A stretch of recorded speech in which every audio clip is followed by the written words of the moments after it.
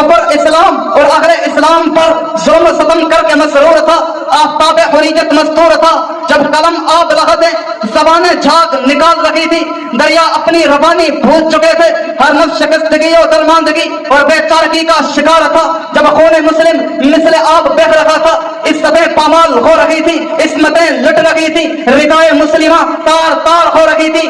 شاملی کے میدان میں حاجی امداد اللہ مہاجر مکی کی کمان میں سینکڑوں علماء خصوصاً گنگوئی اور نانوتوی کے ساتھ وقت کے فرعونوں اور نمرودوں کے خلاف سر بکف کھڑے رہے۔ اس جنگ آزادی میں 10,000 وارثین پیغمبر علیہ الصلوۃ والسلام شہید ہوئے۔ دہلی کے چاندنی چوک سے خیبر تک کوئی بھی درخت ایسا نہ تھا جس پر کسی عالم کی لاش نہ لٹک رہی ہو۔ کئی علماء کو مالٹا اور کالے پانی کے جزیروں میں پابند سلاسل کیا گیا۔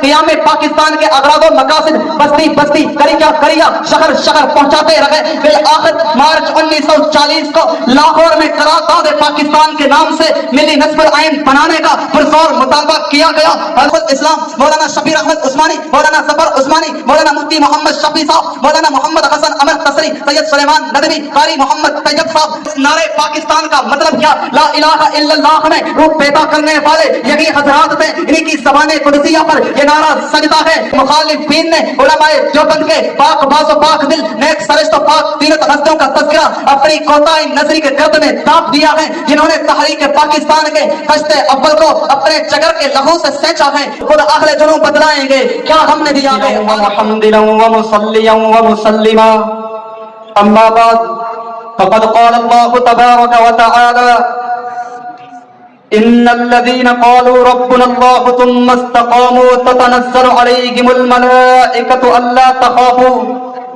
ولا تحزنوا وابشروا بالجنة التي كنتم توعدون صدق الله العظیم۔ ازل سے رچ گئی ہے سربلندی اپنی فطرت میں، یہ سر کر تو سکتے ہیں جھک نہیں سکتے، ہم اگلے جنوں اور جھکیں موت کے آگے، ہم جب بھی مریں گے موت پہ احسان کریں گے، مصائب لاکھوں ہوں عزائم کم نہیں ہوں گے، یہ سر کر تو سکتے ہیں مگر کم نہیں ہوں گے۔ جناب صدر جلسہ و معزز سامعین، السلام علیکم ورحمۃ اللہ وبرکاتہ۔ وعلیکم السلام۔ تحریک آزادی پاکستان میں علماء دیوبند کے کردار پر یہ بزم سجایا گیا ہے جس پر داعیان مبارکباد کے مستحق ہیں۔ تحریک اٹھائیے، ورق الٹائیے، نظر دوڑائیے، آپ کو یہ بات عیان نظر آئے گی جب سے افغان نے وسط ایشیا میں اپنے استبدادی پنچے کھاڑے، تب سے حریت کے علم بردار علماء دیوبند نے تحریک آزادی کا علم بلند کیا۔ یوں یہ 90 سالہ خون لالا کی داستان 9 منٹ میں بیان، کوتاہ و فہم و لسان بہادر خدائے بندگان کہ غیب سے تائید کا سامان، تنگ دامان و عاجز انسان کو عطا فرمائے۔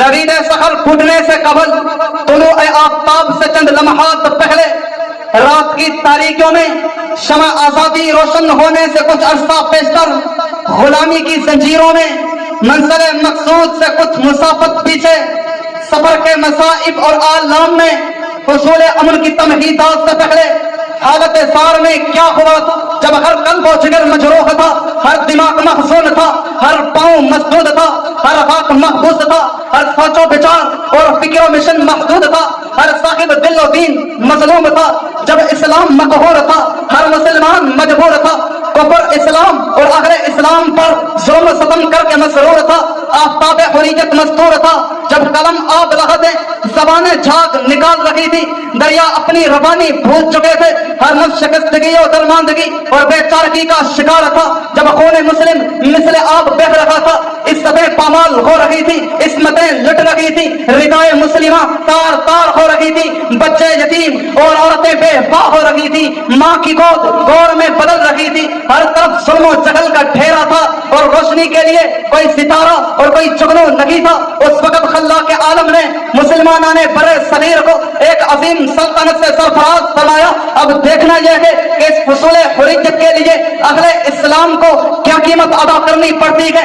اس حصول حریت و آزادی کی خاطر قائد المجاہدین حضرت احمد شہید اور حضرت شاہ اسماعیل شہید پنجاب اور سرحد کے مختلف علاقوں میں سکھوں اور کاروانے افغان سے برسر پیکار نظر آتے ہیں. بالا کوٹ کی وادی میں اسلام کی بالا دستی کے لیے جان و جان آفرین کر کے بالا کوٹ کے پہاڑوں پر اپنے لہو سے تاریخ آزادی رقم کر گئے. شاملی کے میدان میں حاجی امداد اللہ مہاجر مکی کی کمان میں سینکڑوں علماء خصوصاً گنگوئی اور نانوتوی کے ساتھ وقت کے فرعونوں اور نمرودوں کے خلاف سر پکب کھڑے رہے. کئی دن تک لڑائی جاری رہی اور صحرائے شاملی میں حضرت ضامن شہید نے اپنی جان خلاق و عالم کی دربار قدسیہ میں پیش کی. جب کاروان افرنگ کے لیڈروں نے دیکھا ان کے خلاف تحریکی محاذ قائم کرنے میں علماء دست و بازو ہیں تو انہوں نے علماء اکرام کو ختم کرانے کا تحیہ کیا. اس جنگ آزادی میں 10,000 وارثین پیغمبر علیہ السلام شہید ہوئے.